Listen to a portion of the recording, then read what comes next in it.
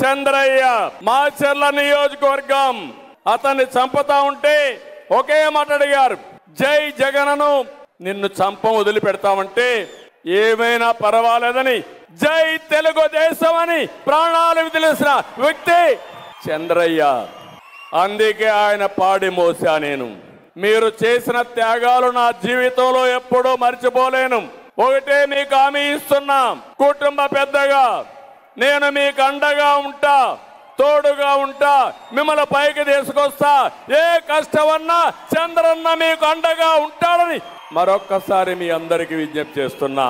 తోట చంద్రయ్య ఒక నాయకుడి పేరుని చెప్పమని ఒత్తిడి చేసి అది చెప్పకపోవటం మూలంగా పొలిటికల్ వెంజన్స్ తో కేవలం రాజకీయ కక్షలతో పబ్లిక్ ప్లేస్ లో అతి దారుణంగా చంపబడిన చంద్రయ్య గారి కుమారుడికి తోట వీరాంజలికి శాశ్వత ఉద్యోగం కల్పించడం కోసం చేసిన ప్రతిపాదనని మంత్రి మండలి ఆమోదించిందని చెప్పేసి మనం చేస్తాం.